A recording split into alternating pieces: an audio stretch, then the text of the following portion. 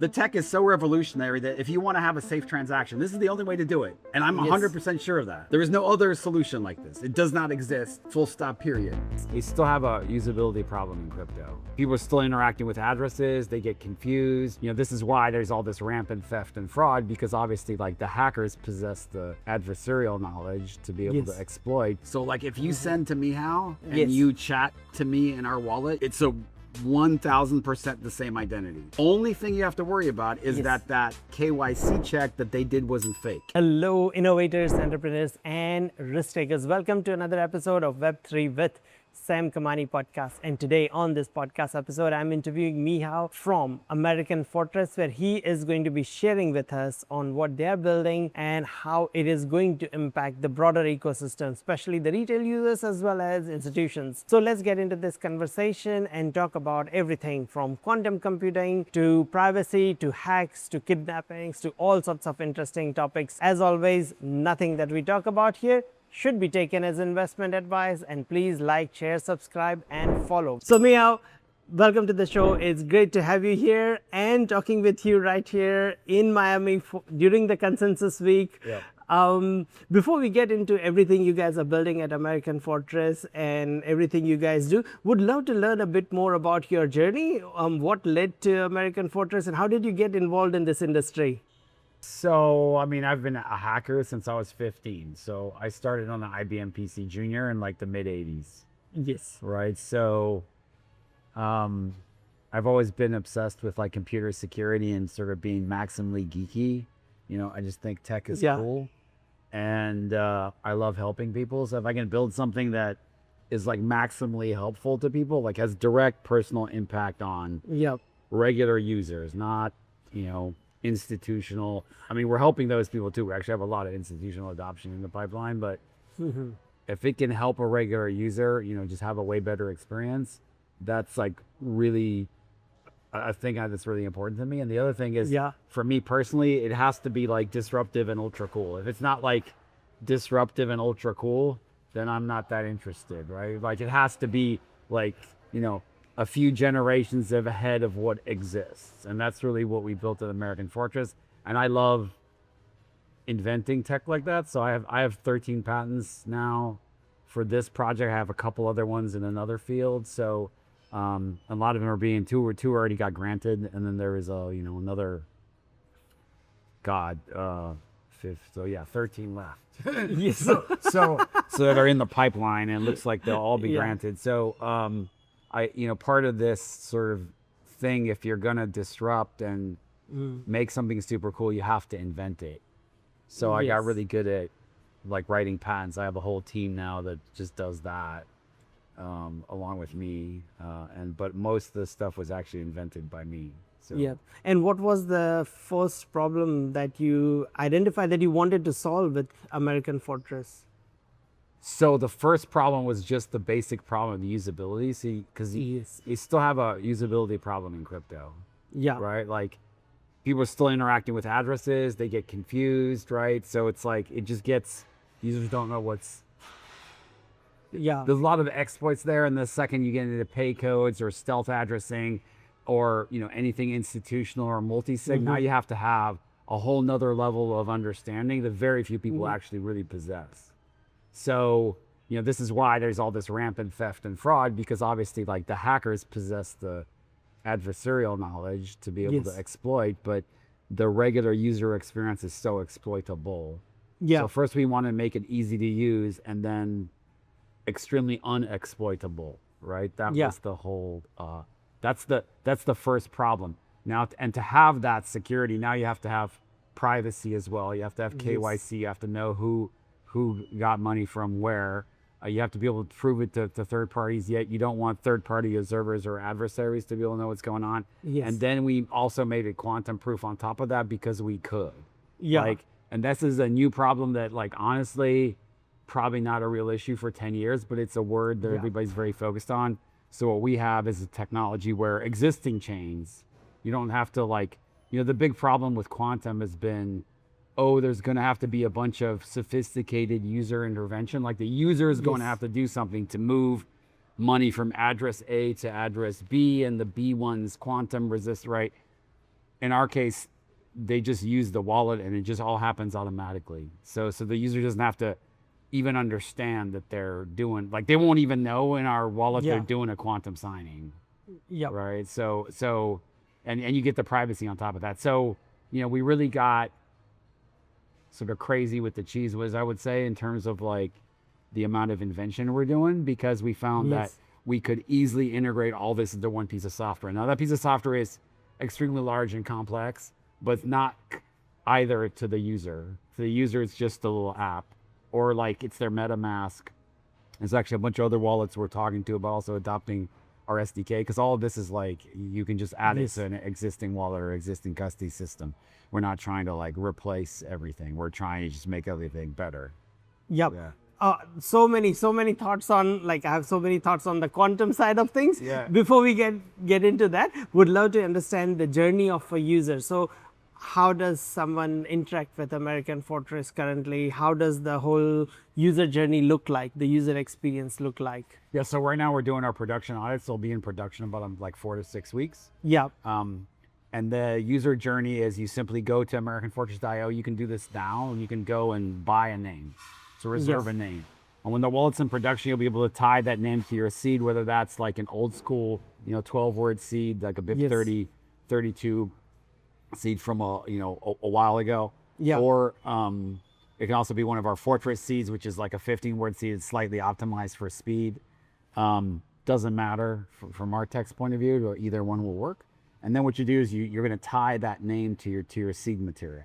And then what happens is some metadata gets written to 0G and base chains, which is where we're hosting the DeFi for redundancy. And now, just from that metadata, the first awesome thing that happens is the wallet's just like PayPal. Yeah. Like you literally just open the wallet and you're like, okay, you want to send money to Mehow, right? You get your name, you want to send money to Mehow. So now and by the way, we're also doing free names too. You can have free names that will work for up to 10 contacts. But even the like permanent names, which is 500 contacts, it's like $10 a year. I mean, so most people will only ever have to pay $10 a year. If you want to buy it forever, it's not expensive either, right? Yeah. So very, very, very, very affordable, right? Yeah. But the first thing that happens is you as a user, so you sign up, you get your name, now you want to send me money. And I put up on my Instagram that my name is Mehow, M-E-H-O-W, right? Yeah. So you're just going to type in send Ethereum to Mehow. And that's it. And you just hit send and it just goes. You don't have to ask me. There's no interaction. It's from a cryptography point of view, we're doing some very sophisticated, non-interactive cryptographic proofs around public derivation of keys that in a quantum safe manner that no one's done before. Like this cryptography was not invented till we invented it. Yeah. So now what happens is when you send me money, it'll go to a stealth address on Ethereum. Meaning, what's a stealth address? Me and you only know it. Only our wallets know it. American Fortress does not know it because it can only be computed by either my private key or your private key. Yeah. So you see this transaction on chain, but only you know that you sent it to me. Only I know it's mine. So the first basic problem it solves is ease of use, public names, private transactions. Now, but the other thing is, how do I know you really sent it? Because maybe you have an evil wallet, right? You computed this value, and then from your evil hacker wallet, you sent money to this thing, or somebody address poisoned it, right? Mm-hmm. Somebody say you send me a large quantity of funds, because now, like anytime you send a significant quantity of funds, like anything over 10,000 Ethereum, immediate address poisoning, right? Like they're just scanning the block explorer and they're sending these lookalike addresses.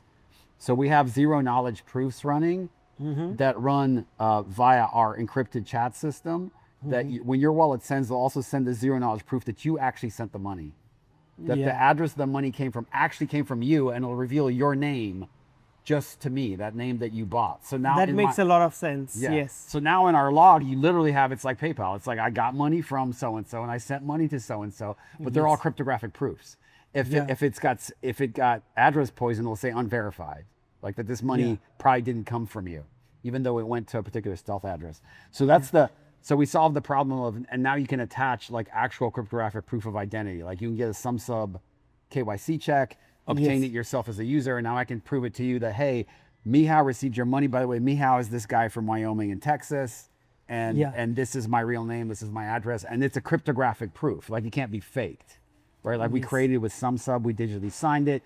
Now I can send it to you. So we have the entire infrastructure that does all that. So it solves the problem of usability, KYC.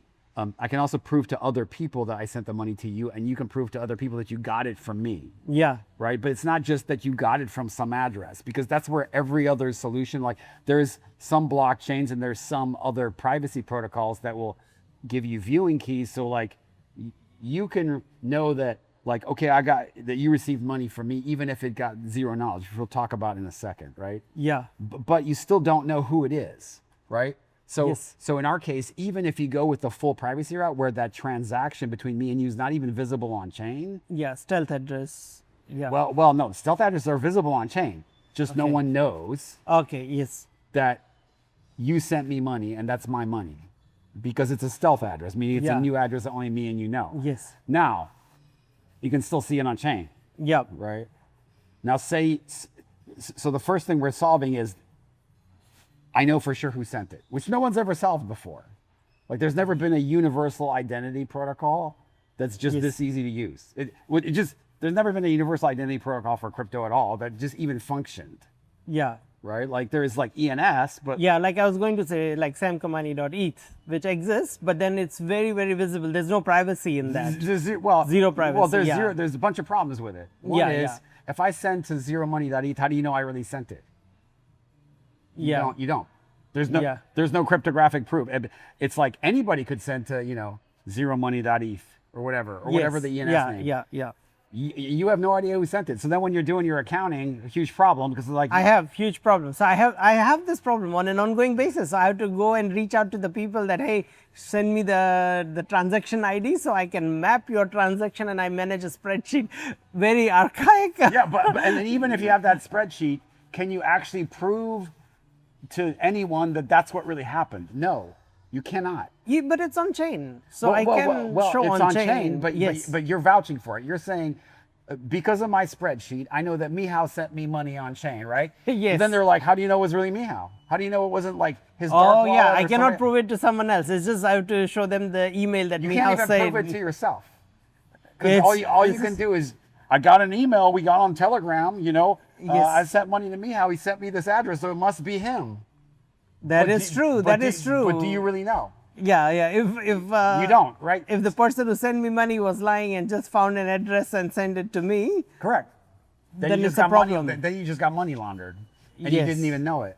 Yeah. In our system, you will always know who sent the money on any chain. This works on BTC, BCH, LTC, eCash, Dash, Solana, Base, Arbitrum, Tron, Zero G Foundation, everything. Yeah. Midnight Cardano. Like we've solved it for all the major curves, which is SEC-P 256, K1, and Edwards. Yes. And so that was the first thing. Now the second thing is, okay, say I send you money, to your name with our system, right? It goes to a stealth address. So the rest of the world doesn't know we did that, because they don't, there's millions of transactions every day. So how do you know it was one between me and you? Yeah. Right? It's not practical. It's not a practical attack to try to guess that. But say I had $1 million in my Ethereum account, but I was just sending you $10. You would see on chain that my source of funds address had $1 million in. Yeah. You could just put it in a portfolio management app tool, and you can see exactly what the whole breakdown of the wallet transactions they did, the strategies they're using, everything. Correct. So this is where we have our confidentiality issue. The first thing I described to you was our send to name. That's the fortress name feature. So that fundamentally fixes a huge problem in crypto of where the money came from and the ease of use. Yeah. And just understanding addresses, detecting address poisoning. The second thing is, I still want to send you money, but I don't want you to be able to do all that portfolio management research about, Mihaw's actually super loaded, right? Or he's not, or whatever, right? Because that's you can't have institutional adoption Exactly. when that's the case. Yeah. Right. Yeah. And you can't have large transactions safely for individuals with wrench attacks when that's the case. Yes. Like it's a physical thing. Like in France, just this year, they caught a tax guy. They just arrested him, who would find people with crypto on their tax returns and then sell their contact information, where they live, to the mafia. And that is crazy. There were I know there were kidnappings in France. 45 of them. Yeah.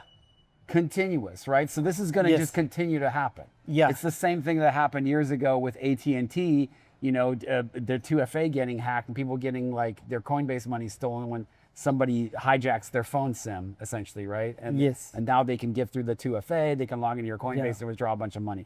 So you always have these insider, you know, things happening, right? Yes. That's terrible, right? We want to prevent that, you know, from happening on chain, from people able to sleuth how much money we have. So we have to keep our balances safe from other people. So that's where our second product, which is the confidentiality machine, comes in.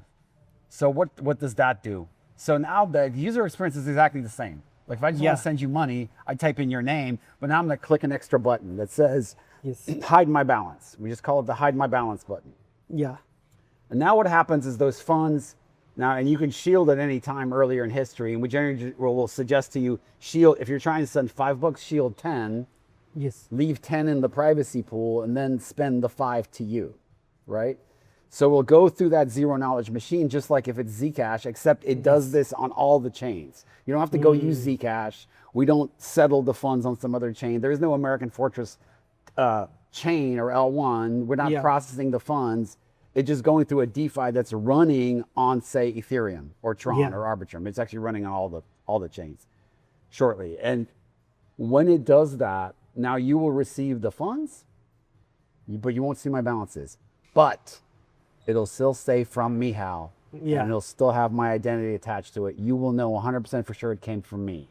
Yeah. So we're the first privacy protocol in the world that does two fundamental things. Not only do we protect the sender, because if I'm trying to just, you know, hide my money and send it to somebody, that's protecting the sender. Almost every privacy protocol on earth does that. Aztec does that. Zcash does that, right? Yes. But as the recipient, you're like, I just got some money and now I have literally no clue. Yeah. I can't find it on chain. I got nothing. I can't even make the spreadsheet that you're talking about. That spreadsheet is now not possible. Yeah. Which, yeah, the spreadsheet sucks. It does, yeah. But now you can't even do the spreadsheet. Yeah. But with our system, you can. And that's patent pending. The idea that you have the same user experience, you click one button, and now you have perfect KYC, even when it was zero knowledge. So that's the confidentiality machine. And then additionally, that is automatically quantum proof. So when you shield balances into the confidentiality, you get automatic quantum proof. Yep. And then, so you actually will quantum sign in our wallet, without even knowing it, to de-shield the funds, which is now making every chain that uses this, you get free quantum proofness on top of privacy. And then we made another extension to it where we can quantum proof any chain natively, even with the old addresses, even if you're not using the confidentiality machine. You're just using the wallet for just regular transactions, and you just want everything to be quantum resistant or quantum proof. Important distinction between proof and resistant. Generally, people say if you have a solution like this and it's mathematically sound, you can say it's proofed, but ultimately no one will know till quantum computers are widely available. Or something like that happens. Well, we have to have I have to have a quantum computer to try to break my own algorithm. Yeah. And I'm not going to have one for a little bit. Yeah. At least till next week. No, probably at least 2, 3 years, 5 years. Who knows? Who knows? Honestly, 10 to 20 years. This is my honest professional opinion. But for the people that are concerned, we're making that a free feature. Yeah. So this is something that I do. I have interviewed few different quantum wallets, quantum chains, all sorts of things. I've asked them the same question, and that is like, how do you, it's like anyone can claim at the moment that we are quantum, quantum resistant or quantum proof, because it's very hard to check. So there's generally accepted mathematical principles that the cryptography community accepts will be extremely difficult for a quantum computer to break. So as long as your algorithm is using those principles, you're okay. Now, is it 100% guaranteed? No, because like I said, I don't have a quantum laptop. This is just the old Mac M1, actually. Just works on ones and zeros, So this is just binary, I didn't get the quantum chip upgrade from Apple. So ultimately quantum proof and quantum resistant are the same terms, because no one knows if their quantum proof is resistant or proof. Yes. For 100% for sure. Yeah. Right. Yeah. So it's just a math question. Like right now, we can do our best. Now we're very, very confident, and so is the world, that the fundamental algorithms used to do this, and even in ours, we didn't invent like completely new math. Like we didn't, invent some totally new scheme. Like the primitives we're using are all very well known to be quantum proof. So just like with everyone else, we assume it's going to work. Yeah, absolutely. But it is, frankly, it's just an assumption. Yeah. Yes. That said, you should just get us for the ease of use, the adoption, absolutely. And then if you're extra paranoid and you want to look, quantum button, we have that too. Yeah. No, makes sense. It's like the privacy part is a lot more important for institutions than for regular day-to-day users in most cases, because for a fund, it's their alpha, is their strategy, and then if you can completely see their strategy, that if every time ETH or Solana, whatever, reaches exactly at this point, they are selling it, and this point they are buying it. So then you can play against that, and they lose their edge. And now you can go to all their clients that will give you the same strategy for 1/3 the cost, the management fees and the carry and all that. So I mean, it's the privacy is important, but also, I would say all the people that have been wrenched, attacked, and kidnapped would disagree with you and say, no, it's important to us too. I mean, there is a guy at Ledger, who's missing a finger. Yes. Because crypto's not private. I mean, it's more complicated than that, but fundamentally that's the case, right? So when I'm outside of America, I do quite a bit of security. Yeah. And because here in America, I mean, we have extra things we can do personally to make sure we're safe. Safe, right? If you come to Wyoming or Texas with the intent to rob crypto, is going to be harder than it is in France, where everybody's disarmed. So where your targets, they have no guns. Whereas this is America, so yeah. We can easily afford to protect ourselves some more. Yeah. But a lot of the scams that happen, or like theft that happens in crypto, even at like DeFi stuff, all that, a lot of it is old school phishing and social engineering scams. Yeah, that's the easy stuff. But like I've actually been physically targeted. Okay. Personally. So like I have personal experience with this, right? Yeah. So they will, for the most part, you're just getting botted, right? But we easily defeat, like our tech very thoroughly defeats that. Like it's really easy to detect a scam when you're using our tech. Super easy, because you know who your counterparties are. So like before you had to set the send button, you can chat with them, who what their name is. Like you have a lot of tools available to you. You're not just sending to a random address. You're not being even asked to evaluate a random address. And we have this working with DeFi. So like DeFi protocols also understand the send to name. We can upgrade existing name systems like ENS. Yeah. Right. So it's super. So let's say if I owe someone a $5,000 invoice, I get an email that, hey, you owe us this. This is remaining. Can you settle it? Here's the number. Here's the so wallet in our system, address. it's even easier. We can automate that. This is not live in the wallet, but this is one of the features we have implemented in the backend, where you can actually send someone an invoice. Oh, amazing! That would be super helpful. Right in the wallet. Yeah. And then, but the invoice is a cryptographic proof. Like when they hit pay, they can only pay you, and it'll only go to your stealth address. No one will know. So if I get an invoice, how do I know that it is from, let's say this is from XYZ marketing agency? How do I know it is really from them and not someone has come in between and sent me that invoice? So there is no man in the middle possible in our system. So like if you send to Mehow and you chat to me in our wallet, it's a 1000% the same identity. Okay. The only thing you have to worry about is that KYC check that they did wasn't fake. But if you use like SumSub, for example, it's really impossible to, it's very difficult to fake that. Like you could, if somebody's pretending to be me, that's actually hard to do in our system because they'd have to, have a name that sounds like me, and then they'd have to actually go get my physical ID somehow. Yes. And somehow show it to SumSub, somehow do my live face scan replacing me, because we won't issue that credential to me unless the app sees my live face scan.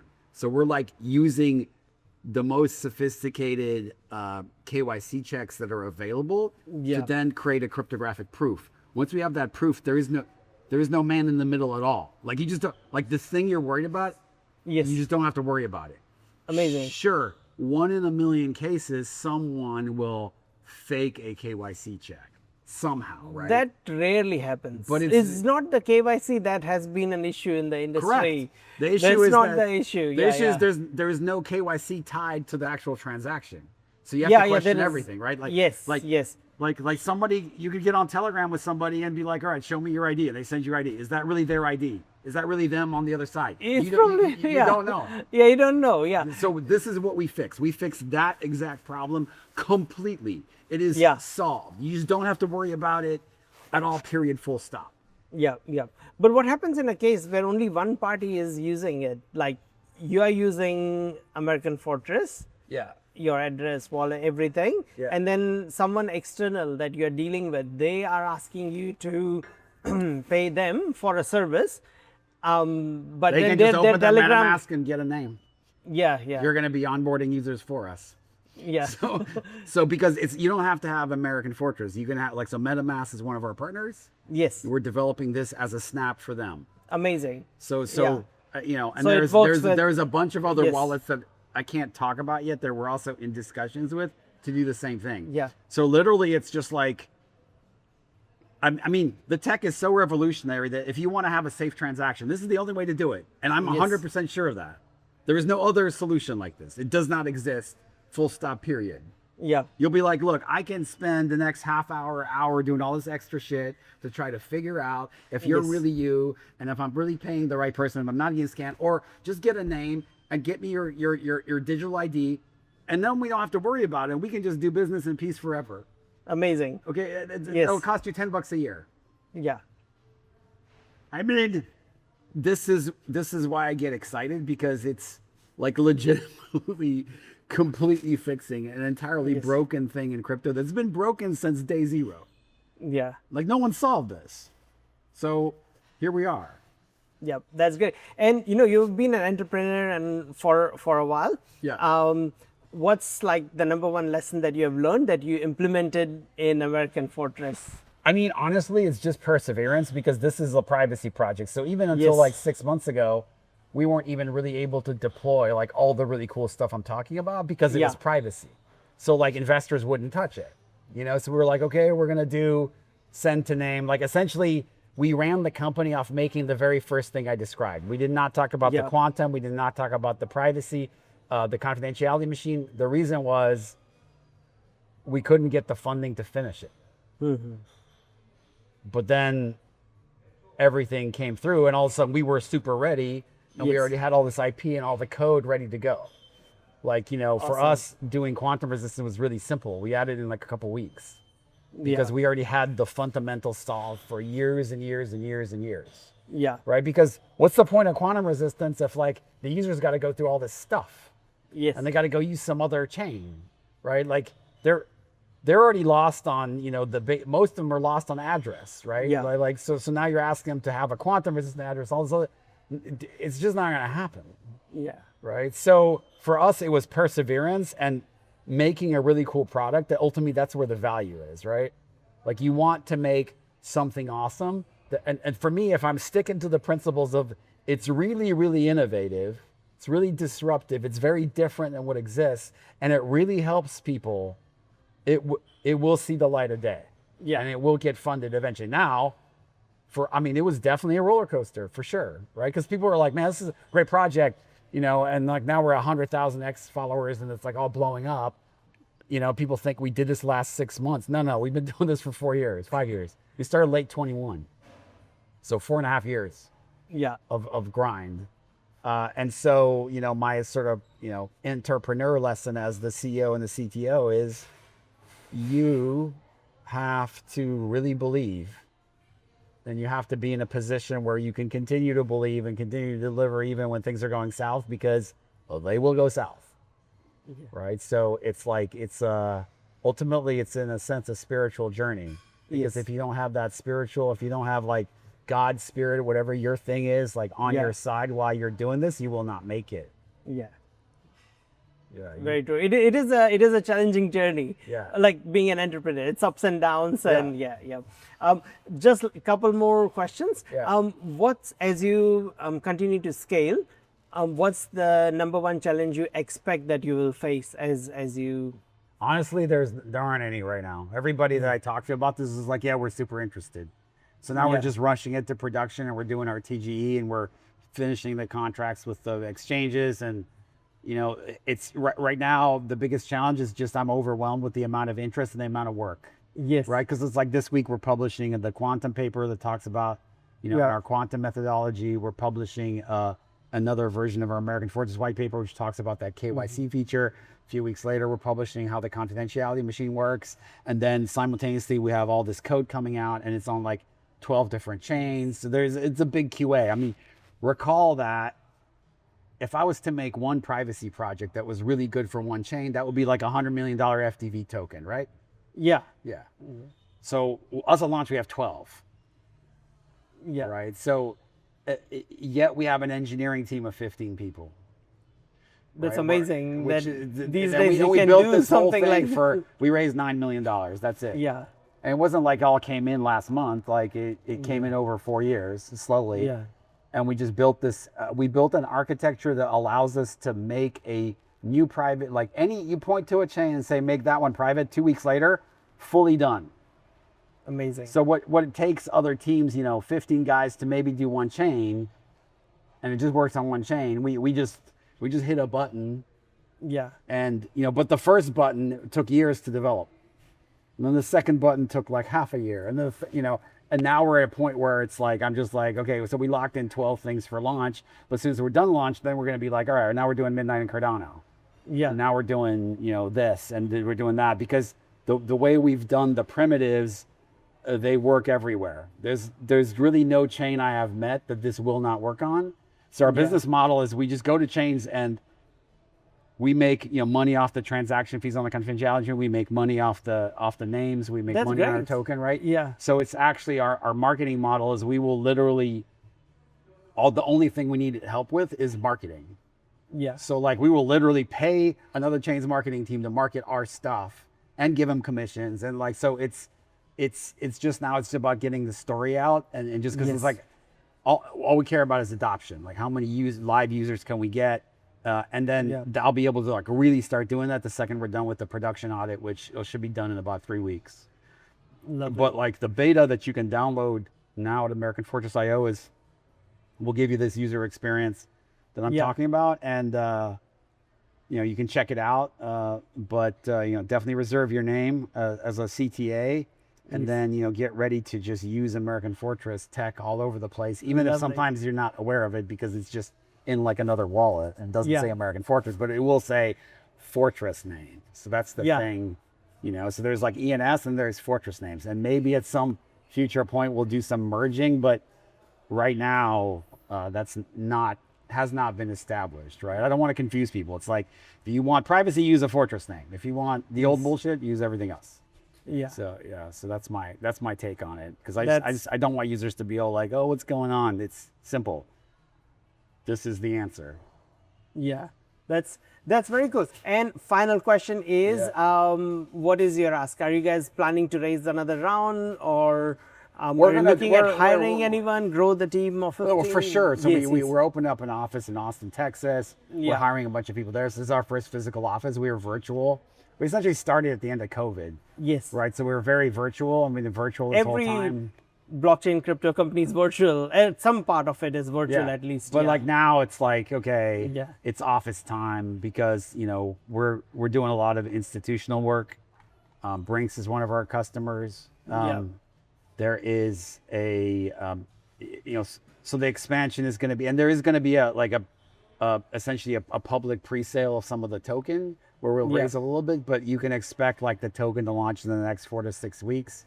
It'll be, you know, on all the tier ones essentially very quickly.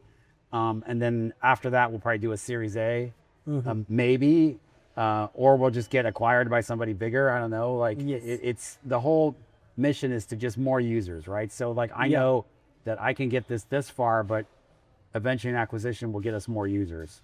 Absolutely. Right? So really, you know, now it's just adoption and then just executing on these things I talk about. Like make sure we have a smooth production launch. Everybody's happy with the tech, you know, no bugs or minimal bugs. Definitely no user loss of funds. We're extremely focused on that because we're computing your addresses for you. So the code has to be infallible. It's just as safety critical as like aeronautical code or medical code or any code that's like, you know, life or financial safety.